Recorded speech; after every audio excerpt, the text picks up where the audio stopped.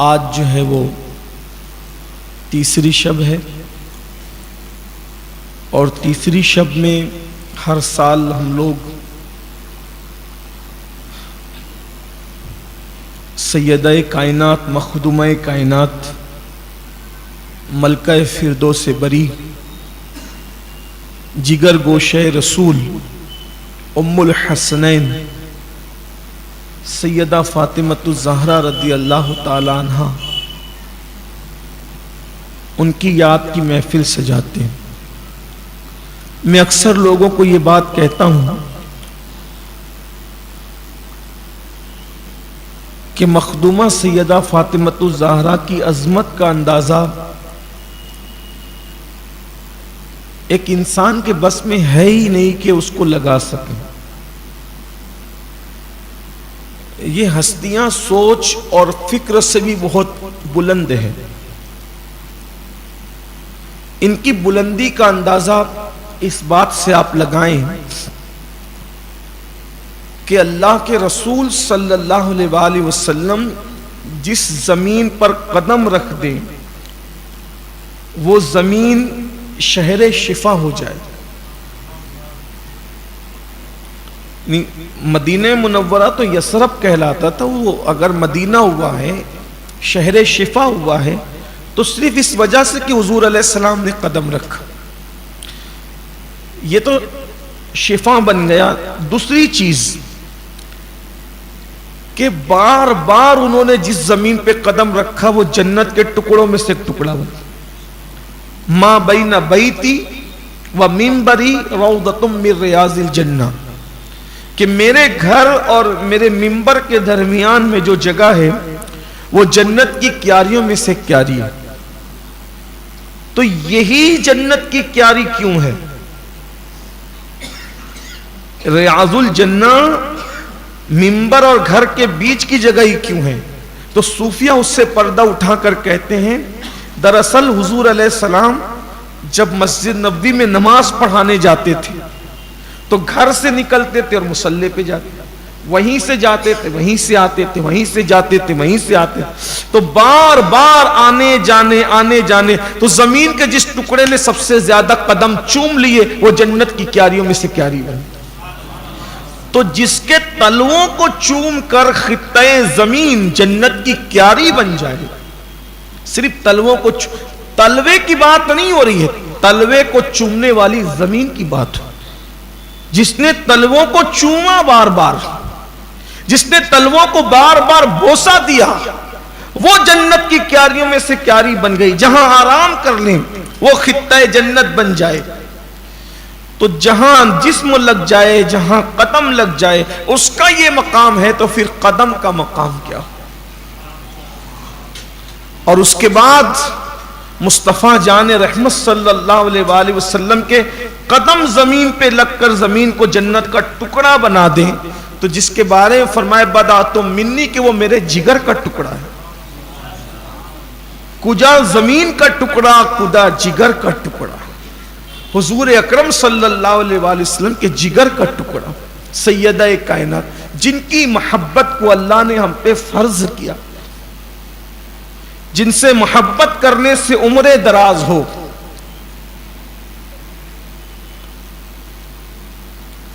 صوفیہ کے یہاں ایک اصطلاح ہے کیفیت عطریہ۔ صوفیہ کے یہاں ایک اصطلاح ہے کیفیت عطریہ، عطر کی کیفیت۔ بعض لوگ عطر لگاتے نہیں ہیں مگر ان کے جسم میں پھر بھی خوشبو آتی ہے۔ یہ کیفیت صرف ان لوگوں کو نصیب ہوتی ہے جن کے دلوں میں اہل البیت کی سچی محبت ہوتی۔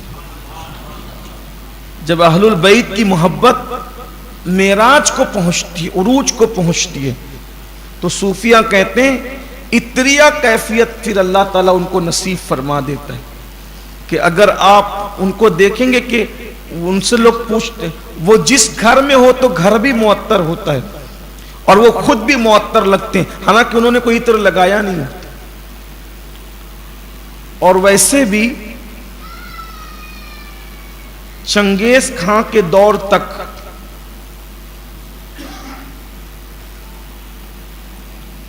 سادات کے جسم سے بھی خوشبو آتی تھی. ایک مخصوص خوشبو تھی جو سیدوں کے جسم سے آتی تھی چنگیز خان کے دور. اب وہ خوشبو اٹھا لی گئی.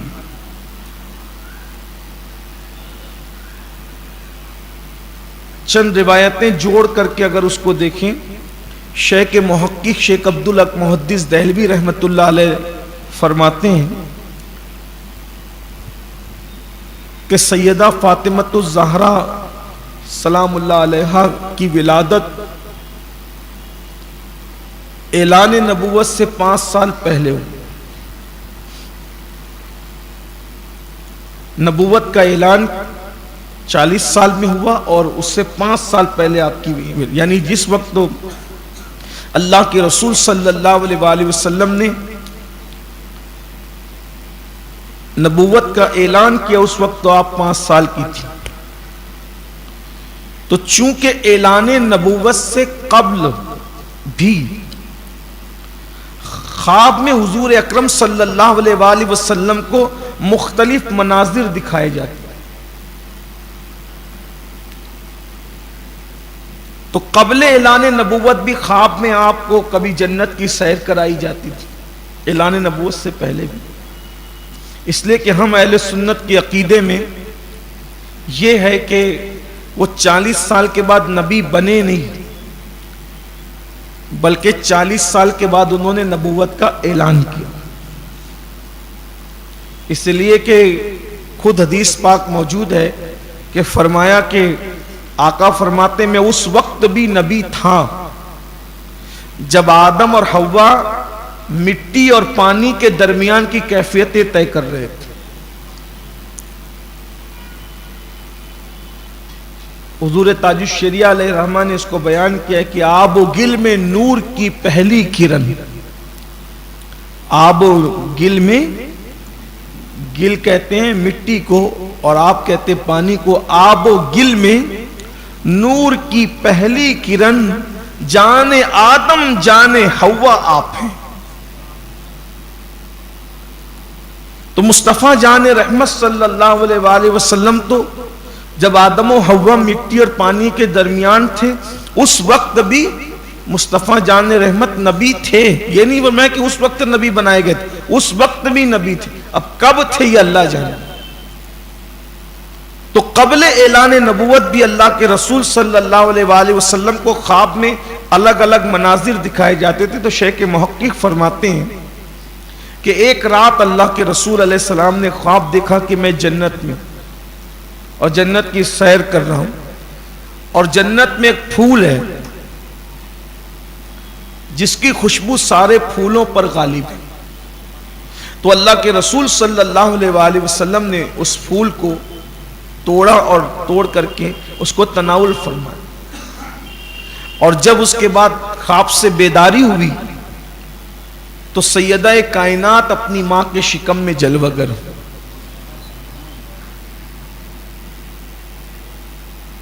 تو حضور اکرم صلی اللہ علیہ وآلہ وسلم سیدہ پاک کو سونگھا کر خوشبو سونگھتے تھے. اس روایت پر کچھ لوگوں نے کلام بھی کیا ہے، شیخ صاحب نے بیان بھی کیا. شیخ صاحب کے بیان پہ اعتماد کر کے میں آپ کے سامنے بیان کروں. تو وہ خوشبو منتقل ہوئی اور ایک زمانے تک سادات میں رہی.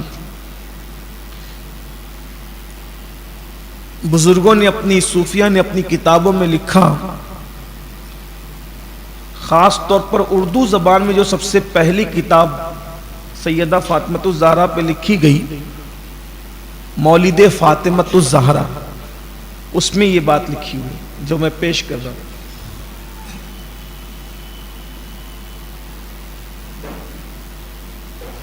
کہ جب چنگیز کا دور آیا تو سادات کو چن چن کر قتل کیا جاتا. وہ اپنا نسب بھی چھپاتے تھے تو تب بھی ان کو سونگ لیا جاتا تھا اور سونگ کے قتل کر. تو اس دور کے بزرگوں نے دعائیں کی کہ اللہ کرے کہ یہ خوشبو جسے سونگ کر سادات قتل کیے جا رہے ہیں یہ اٹھا لی جائے. اٹھا لی گئی. اور اب یہ خوشبو، اب یہ دوسری روایت جو صوفیہ فرماتے، اب یہ خوشبو صرف اہل ایمان اور اولیاء کے لیے مخصوص کر دی گئی.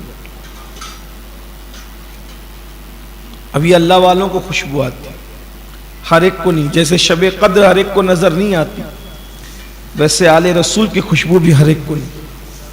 وہ واقعہ جو بیان کیا جاتا ہے کہ امام اہل سنت پالکی میں سوار ہوئے تو آپ نے فرمایا کہ پالکی روک دو، آل رسول کی خوشبو آ رہی. اس کا مطلب اب بھی وہ خوشبو اہل اللہ کو آتی. تو عرض یہ کر رہا تھا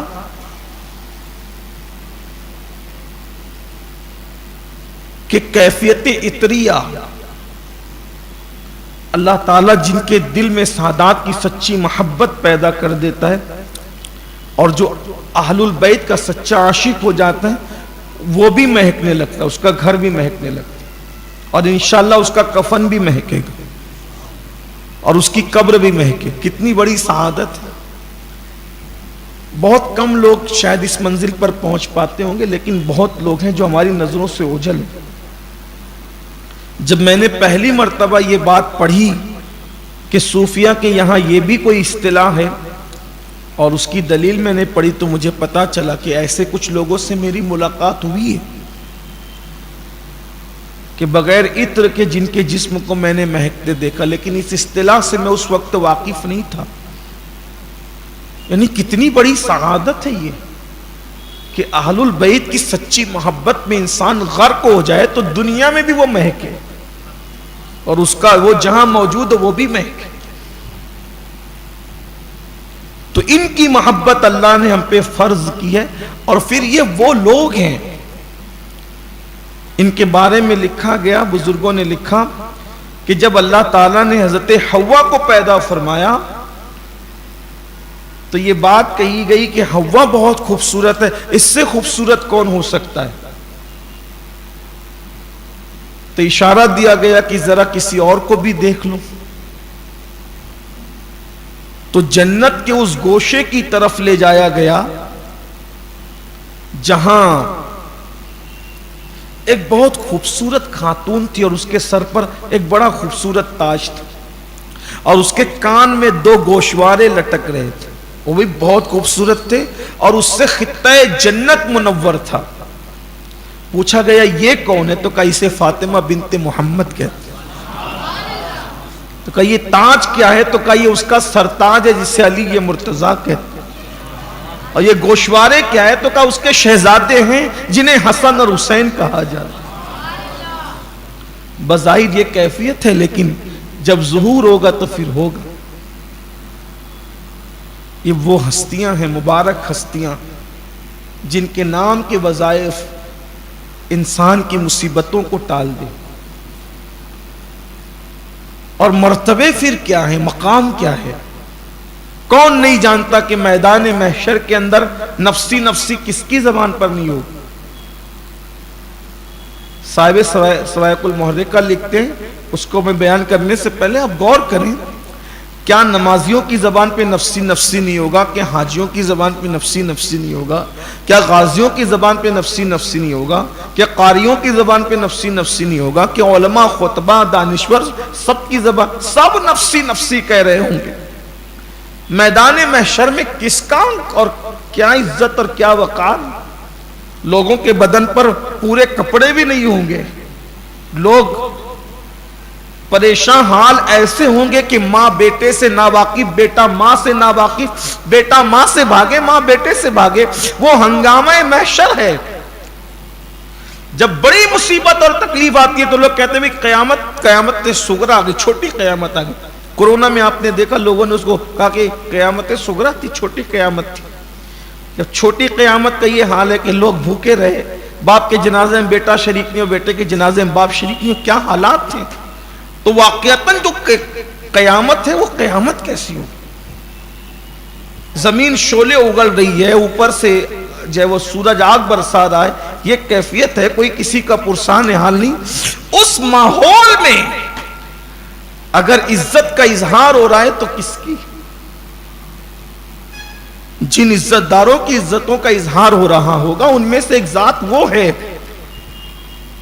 کہ اعلان ہو رہا ہوگا، منادی حضرت ابو ایوب انصاری رضی اللہ تعالیٰ عنہ روایت کرتے ہیں کہ اللہ کے منادی اعلان کرے گا، محشر والوں گردنیں جھکا لو اور آنکھیں بند کر لو، اپنے سروں کو جھکا لو، آنکھیں بند کر لو، آنکھیں نیچی کر لو۔ رسول اللہ محمد عربی صلی اللہ علیہ وآلہ وسلم کی شہزادی فاطمہ پل صراط سے گزر رہی، غور کریں کہ شان سے پل صراط، کوئی اس انداز سے گزرے گا پل صراط؟ ہے کسی کے بارے میں اس طرح کی کوئی روایت جس شان سے سیدہ کائنات مخدومہ فاطمہ الزہرا کی شان بیان کی گئی؟ ایک حدیث پاک میں یہ بھی آیا ہے کہ میدان محشر میں اعلان ہوگا کہ کہاں ہے اہل بیت سے محبت کرنے والے، عرش کے نیچے ان کے لیے دسترخوان لگا ہے، اور جن پنجتن سے وہ محبت کرتے تھے وہ پنجتن موجود ہے، آج ان کے ساتھ دسترخوان پہ وہ بیٹھنے کا شرف حاصل ہے۔ کتنی عظیم سعادت ہے، اتنا بڑا مقام اور اتنا بڑا مرتبہ ہونے کے بعد کتنی سادہ ترین زندگی ہے کہ ایک مرتبہ کا واقعہ ہے کہ اللہ کے رسول صلی اللہ علیہ وآلہ وسلم گھر تشریف لائے تو دیکھا کہ سیدہ پاک رو رہی، آنکھ میں آنسو۔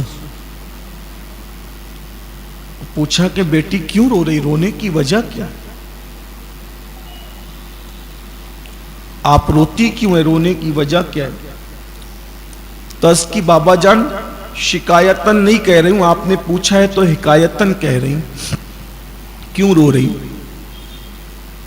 کہ 3 دن سے گھر میں چولہا نہیں جلا ہے، فاقہ ہے، اس پر بھی کوئی شکایت نہیں، کوئی بات نہیں، لیکن آج میرے دونوں بیٹوں نے ایک دوسرے سے بات کرتے ہوئے ایک عجیب سا جملہ کہہ دیا، بس بچوں کا جملہ برداشت نہیں ہوا، اسی کو یاد کر کر کے رو رہی ہوں۔ کیا کہا انہوں نے؟ تو کہا جب کئی دن کا فاقہ ہو گیا اور حسنین کریمین کو کھانا نہیں ملا تو دونوں شہزادے آپس میں بات کر رہے تھے کہ بھیا ہماری طرح روئے زمین پر کوئی ایسا بیٹا ہوگا جو اتنا بھوکا ہو؟ ماں ہونا برداشت نہیں ہو سکا، میں رو پڑی، مجھے رونا آ رہا ہے۔ میرے بچے ایسی بات کر رہے ہیں کہ روئے زمین پر کوئی ایسے بچے ہوں گے جو اس قدر بھوکے ہوں کہ 3 دن کی فاقہ کشی، اور ظاہر سی بات ہے گھر میں اگر بڑے فاقے سے ہوتے ہیں تو کم از کم بچوں کو تو کچھ کھلا ہی دیا جاتا، بلکہ اگر گھر میں میت ہو جاتی ہے تو بھی محلے کے لوگ بچوں کو لے جاتے ہوئے چلیں بڑے ابھی میت میں مصروف ہیں تو کم از کم بچوں کو تو کچھ کھلا دو۔ لیکن کیا ان لوگوں کی زندگی ہے؟ شہزادوں کی زبان سے نکل پڑا ہے کہ کیا ہماری طرح کوئی ہوگا روئے زمین پر جو بچہ ہو کر اتنا بھوکا ہو؟ بابا رو پڑی۔ اللہ کے رسول صلی اللہ علیہ وآلہ وسلم نے کہا کہ تو پھر کہ یا رسول اللہ، اللہ کی بارگاہ میں مناجات کرتے بھی حیا آتی ہے کہ کہیں گستاخی نہ ہو جائے مناجات کی، کیسے اس سے کھانا مانگو اپنے بچوں کے لیے؟ تو ارشاد ہوا بیٹی وہ گستاخی نہیں ہے، مناجات تو عبادت ہے، اس سے مانگنا اس کو پسند ہے، مانگو اس سے طلب کرو، وہ عطا کرے گا۔ تو مصلی بچھا دیا اور 2 رکعت نماز پڑھی، اور نماز پڑھنے کے بعد ہاتھ اٹھا کے عرض کی اللہ تیرے محبوب صلی اللہ علیہ وآلہ وسلم کی طرح تو کوئی ہو نہیں سکتا، ان کے گھر میں چولہا نہیں جلتا ہے تو وہ کہتے ہیں کہ میں رات اللہ کے ساتھ گزارتا ہوں، وہ مجھے کھلاتا بھی ہے اور پلاتا بھی ہے، ہم تو ان کی طرح نہیں ہیں، ویسے نہیں ہیں، لیکن میرے بچے بھوکے ہیں اور تجھ سے مناجات کی جا رہی ہے کہ اللہ کسی طرح جو ہے میرے بچوں کے لیے کھانے کا انتظام۔ آنکھ میں آنسو آئے، ہاتھ اٹھا کر برداشت نہ ہو سکا اور بے ہوش ہو گئی۔ ہوش جاتے رہے، جبریل امین بارگاہ رسالت میں عرض کی یا رسول اللہ مناجات فاطمہ نے آسمان کے ماحول کو زیر و زبر کر دیا، فرشتے بے چین ہو گئے فاطمۃ الزہرا کی مناجات پر. اللہ کے رسول علیہ الصلوۃ والتسلیم جب تشریف لائے تو دیکھا کہ آپ مصلی پر بے ہوش. اپنی شہزادی کا مبارک سر اٹھایا, اپنی گود میں رکھا, اور گود میں رکھنے کے بعد جب بابا جان کے ٹھنڈے ٹھنڈے ہاتھ اور زلفوں کی خوشبو پہنچی تو آنکھ کھول دیا. آقا نے فرمایا کیا ہوا؟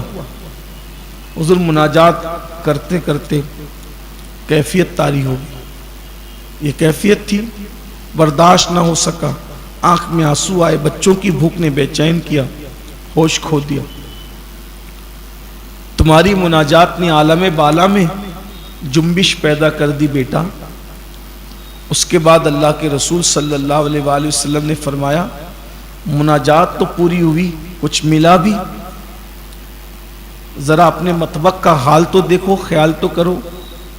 راوی بیان کرتے ہیں کہ جب اس طرف رخ کیا تو دیکھا کہ جواہرات کے پیالے کے اندر کھانے کی چیزیں بھری ہوئی تھی, اور وہ پیالے سے کمرہ روشن تھا. خود بھی کھایا, بچوں کو بھی کھلایا. حضور اکرم صلی اللہ علیہ وآلہ وسلم نے تناول فرمایا. مولائے کائنات نے بڑی لذیذ غذا تھی, فرمایا یہ آسمان سے آئی. کہتے ہیں کہ تقریباً 7 دن تک اس میں سے کھاتے رہے, کم نہ ہوا, ختم ہونا تو دور کی بات, کم بھی نہیں ہوا. اس میں سے کچھ کھانا لے کر امام حسن, بچپنا تھا, کھاتے ہوئے باہر نکل. تو ایک یہودی نے دیکھا تو کہا کہ یہ کھانا بڑا خوشبودار اور لذیذ ہے, کہاں سے ملا؟ کہ ہماری امی نے دعا کی تھی, اس کی برکت سے آیا. نانا کہتے ہیں کہ یہ آسمانی غذا ہے. کہا مجھے بھی دے دو. تو چونکہ سخی کے سخی لال تھے, انکار کی مجال نہ ہوئی. یہودی نہ دیکھا بلکہ دے دیا تو اس کے ہاتھ سے وہ کھانا غائب ہو. اس لیے کہ اس منکر اسلام کے لیے وہ کھانا نہیں تھا, تو اس کے ہاتھ سے غائب ہو گیا. اور ادھر ہاتھ سے کیا غائب ہوا, ادھر گھر سے بھی غائب. صوفیہ فرماتے ہیں کہ کہا گیا کہ اگر ایسا نہ ہوتا تو وہ کھانا زندگی بھر کے لیے کافی ہوتا. یہ شانیں ہیں ان لوگ, یہ مراتب ہے, یہ مقامات ہیں. اللہ تبارک و تعالی نے قربانیوں کا جذبہ دیا. ایک مرتبہ اتنی بیمار ہو گئی کہ اٹھ بیٹھ نہ سکی. ایسی بیماری کے عالم, کئی دن سے کچھ نہ کھایا. تو مولائے کائنات نے کہا کہ بیمار ہو گئی ہے, کچھ یاد آتا ہو تو کہیں, کچھ کھلائیں آپ کو. تو کہا اس وقت تو انار کی خواہش ہو, اگر آپ انار کھلا سکتے ہیں تو کھلا دیں. مولا مشکل کشا انار لے کر گھر میں داخل ہوئے, اور کسی کی طرف سے آواز آئی, کیا اللہ کے لیے ہمیں کچھ کوئی کھلا سکتا ہے؟ سیدہ نے فرمایا کہ یہ انار جو ہے وہ سائل کو دے دیجیے. تو کسی نے کہا کہ بڑی تمنا تھی اس کی, اور بیماری میں اس کی طلب تھی. فرمایا کہ ہم آل محمد کی عادت یہی, دوسرے طالب ہوں اور ہم کھائیں ہمیں یہ پسند نہیں, اس لیے انہیں دے دیا. ہم اپنی ضرورت پر دوسروں کی ضرورت کو ترجیح دیتے. سبحان اللہ. ابھی آپ نے سنا لن تنالوا البر حتى تنفقوا مما تحبون کی ہلکی سی تفسیر, تو بات یاد آ گئی. جو خود کو پسند و پسند کی چیز قربان کرو. بات یاد آ گئی کہ ایک مرتبہ عید کا دن تھا اور شہزادوں کے لیے قیمتی کپڑے بنائے گئے تھے. ایسے میں قریب کی شہر مدینہ کی خاتون جو غریب تھی اور اس کے بچے کے لیے کپڑے نہیں تھے, وہ سلام کے لیے حاضر ہوئی. اللہ کی شان خدا کا کرنا یہ کہ اس کا بچہ حسنین کریمین کا ہم عمر تھا. سیدہ پاک کو اس نے سلام کیا اور مبارک پیش کی تو پوچھا کہ تیرے بچے کو کپڑے نہیں بنے عید کے؟ عرض کی شہزادی ہم روٹی کے ٹکڑوں کو پریشان ہیں، ہم کیا کپڑے بنائیں گے. میں تو آئی اس لیے تھی کہ آپ کے بچوں کو تو یقیناً بنے ہوں گے، تو شہزادوں کا اترن لے لوں کیونکہ میرا بچہ بھی آپ کے بیٹوں کے ہم عمر ہے، تو ان کے کپڑے اس کو آ جائیں گے. تو نئے پہنائے تو پرانے تو آپ نے اتارے ہوں گے، وہ اترن لینے آئی ہوں. شہزادے سو رہے تھے، دونوں کو اٹھایا. اٹھانے کے بعد جو پرانے کپڑے اتار دیے تھے وہ پرانے کپڑے پھر سے پہنائے اور نئے کپڑے دونوں شہزادوں کے اتار کر کے اس کے ہاتھ میں دے دیے، یہ لے جا اپنے بچے کو پہنا. اس نے کہا میں تو اترن لینے آئی تھی. فرمایا ہمارے یہاں اترن نہیں دی جاتی، ہم نیا دوسروں کو دیتے ہیں، پھٹا خود پہنتے ہیں. اس لیے کہ جب اللہ کے لیے دے رہے ہیں تو نیا دیتے ہیں. ہم لوگ ہیں، اللہ تعالیٰ ان کے فیوز و برکات سے مالا مال فرمائے. جب ان کا ذکر آتا ہے تو دل چاہتا ہے کہ ذکر ہی ہوتا رہے. انفرادی ذات، انفرادی شخصیت جس کے لیے کائنات کا رسول کھڑا ہوں، جس سے محبت کرنا جنت میں جانے کا سبب بن جائے، جس کی اولاد سے پیار کرنا مغفرت کا سبب بن جائے، ایمان پر خاتمے کا سبب بن جائے. رمضان شریف کی تیسری شب تھی، پیر کا دن گزر چکا تھا، منگل کا دن آنے والا تھا. امام عبدالرؤف کے قول کے مطابق خود ہی نہایا، خود ہی غسل کیا اور غسل کرنے کے بعد فرمایا کہ میں نے نہا بھی لیا ہے، کپڑے بھی پہن لیے. امام عبدالرؤف، مختلف روایتیں لیکن امام عبدالرؤف کہتے ہیں کہ فرمایا کہ نہا بھی لیے، کپڑے بھی پہن لیے. زندگی بھر میرا جسم کسی نے نہیں دیکھا، بعد وصال بھی کوئی نہ دیکھے، اسی غسل میں اسی کپڑوں کے ساتھ مجھے دفن کر دیا جائے اور میرا جنازہ رات کے وقت اٹھایا جائے تاکہ کسی اجنبی مرد کی بھی نگاہ نہ پڑنے پائے. آپ کی کنیز بیان کرتی ہیں کہ جب حالت سجدہ میں ہوتی تھی تو پشت سے لے کر چھت تک اور چھت سے لے کر آسمان تک نور ہی نور نظر آتا تھا.